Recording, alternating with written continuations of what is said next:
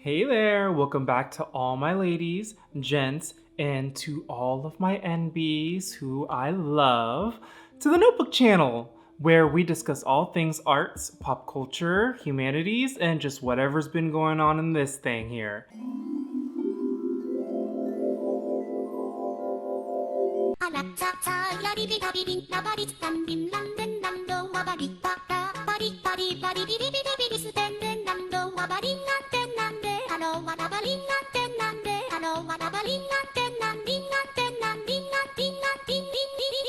And today, I really wanted to do something fun.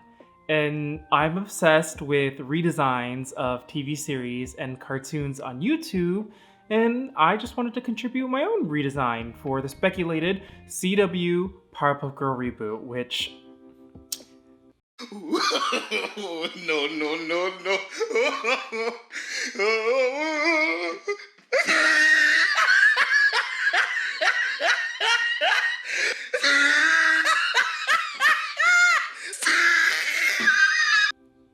the script and the clips. What is going on? What I will say about the script is that I feel like it's trying too hard to be topical and relevant, and that it's taking away from the core of what the Powerpuff Girl represented.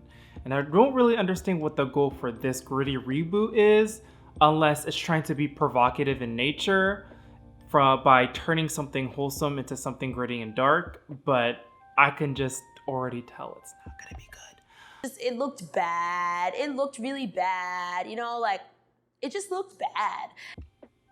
So instead, what I want to do is offer something that I would like to see from a Powerpuff Girl reboot. And so if the intention is to age up the Powerpuff Girl and make it a bit more edgy, I want the show to reflect that aspect of maturity. So it wouldn't make sense to age them all the way up to being fully grown adults. Rather, to emphasize this maturity, I would age them up to being teenagers. And no, I would not want the aesthetics of the show to be as exploitative as Euphoria is of trauma and the extreme sexualization of teens. Rather, I want the context of a spring awakening. I want the girls to be able to grow up and mature into a world that isn't so black and white, and with it being around the age of being juniors or seniors, that is a time when kids are given the option of choosing what direction they want to take their lives in, that I would think would help tell the story of maturing and growing up. So let's start with Bubbles. Bubbles, from what I remember, was the most sensitive of the girls, but she was the most empathetic and altruistic. She put herself in others, so it would make sense that she would want to be a nurturing, caregiving type of person as an adult.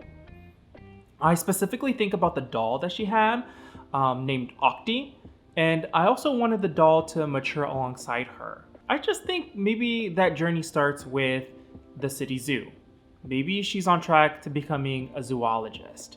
Yes, her animal dolls are not enough for her anymore. She wants to learn how to take care of the real thing, for real, for real. And so, looking at these examples of employees at the zoo, oh my god, they're blue. This is perfect. It's like my research did the costuming for me. Obviously, it's not going to be just her employee outfit. I just would like her outfit to reflect her trade. So something that would realistically be able to withstand the differing climates and the environments of the different kinds of animals that she's tending to. And I'm thinking outerwear. And yes, I know Bubbles is probably the most girly of the bunch.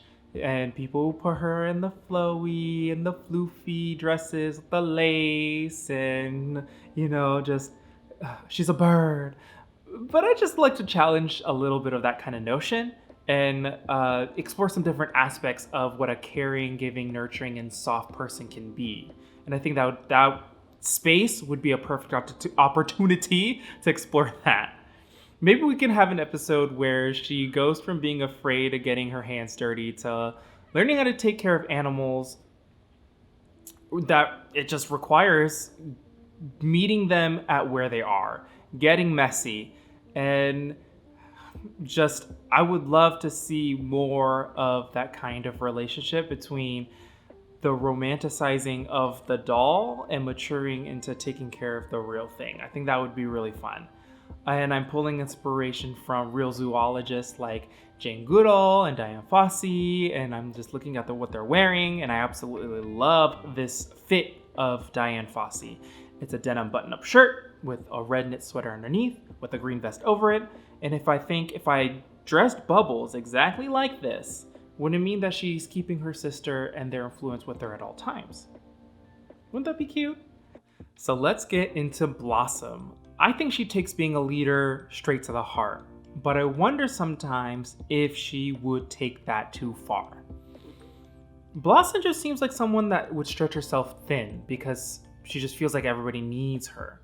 She would be involved in all the extracurricular activities, volunteer works, and on top of that, crime fighting. She's become maybe not because of her own choice to be, but because everybody puts the face of the Powerpuff Girls on her, that maybe she feels the need to live up to this image. She's poised, put together, she must be an effortlessly powerful, intelligent leader, and maybe all of this pressure is getting to her. Because of these expectations, she has high expectations of everybody around her and is an overachiever. She aims to get into an Ivy League school, so maybe one day she can be the first female president of the United States. And because of this ambition, she almost has no time for crime fighting, and this gets in the way of spending quality time with her siblings. And this is where the tension can naturally come from within my hypothetical reboot. And that's where I want to pull inspiration for her outfit choices. I think because she gives much of herself away, her vibrant red color should be muted.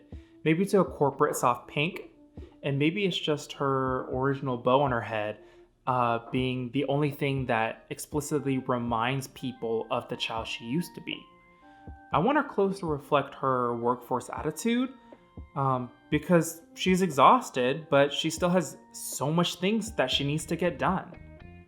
I think her struggle in the series would definitely have to be around her priorities. As a leader, you need to know what to handle and what to let other people handle for you. All right, Buttercup. I don't know why, I'm just going with my vibes with her, but I just feel like she gives me Rico Nasty vibes. I don't see her as the masculine one or the tomboy. I personally hate that term because it's not like she doesn't embrace her femininity.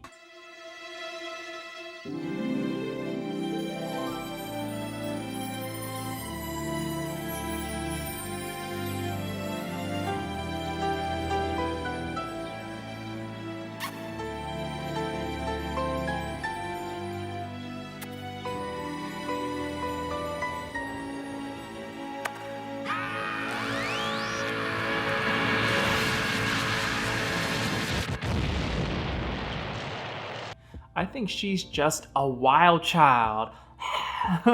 I think out of the girls, she's the most expressive of her feelings. She just has a lot of feelings about things, okay? And she needs to let them out. Her environment truly affects her mood.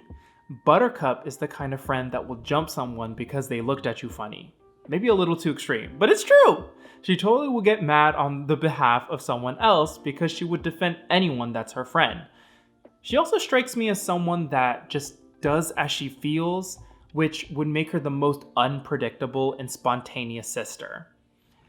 Originally I wanted her to take part in sports as an outlet for her, but I think because these girls are superheroes, I think it would not be fulfilling for them. Because let's be real, who can really compete with them other than each other? So I'm choosing to lean into her being the artist of the family. Could you imagine, rather than chiseling marble with hammer and nail, maybe her way of sculpting is to use her fists, which would lead me to believe she is just a messy girl, and her art reflects that. She loves to fling paint and throw things around, maybe even tagging graffiti art on the buildings of Townsville just to piss her sister off. She's the most adventurous risk taker of the family. But I also think she would have the hardest time dealing with maturity. Seeing her sister growing apart, becoming their own individuals, she would take this to heart. She would take crime fighting with her sister so seriously that if she didn't see her sisters drop their obligations, she would get upset and frustrated with them. She would be the one to take these dangerous missions and tasks alone and execute them in the most reckless of ways, just charging in with no plan of action. Buildings would get destroyed because she would just get so carried away by just focusing on the task at hand and be so one-track minded that she would definitely put civilians around her at risk. Of course, she isn't out of control, she's just reckless. And the thing I want to emphasize with this hypothetical reboot is that although she might deny it, she knows that she absolutely needs her sister's support, literally and metaphorically. But it seems like to her, her sisters don't reciprocate those feelings. Maybe she's even the black sheep of the family. Blossom, being the golden child, would literally and metaphorically be in opposition to her. It would butt heads with Buttercup and her tactics and life choices. Blossom, obviously coming from a place of concern, but also condescendingly, would speak to Buttercups, and poor Bubbles would have to be the one to mediate their fights and stop it from going too far. Again, I think her outfits would reflect Rico Nasty, Janelle Monáe in Crazy Classic Life, just punk the house, grunge, angsty, anything with a rock and roll spirit. I could totally see Olivia Rodrigo, Billie Eilish, Paramore, Avril Lavigne, Doja Cat. The list goes on with Buttercup. Of course, these are just rough ideas, but that script made me really sad, and I can't believe that they would turn these girls into something so bitter and spiteful. Kind of like if the boys met the Powerpuff Girls, but it just doesn't work with what the Powerpuff Girls stand for. I'm just kind of over superheroes having to be broody and moody and dark and gritty. I just really miss when superheroes were human beings trying to be good people.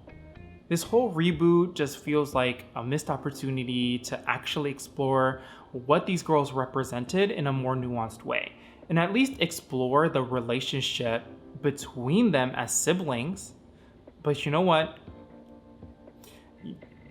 Life is one big hate boner. So, as always, the conversation that continues below is always appreciated. I'd love to hear what you think about my hypothetical reboot and what your iteration would be like. What other redesigns would you like to see in? I'll see you in the next video. Fighting.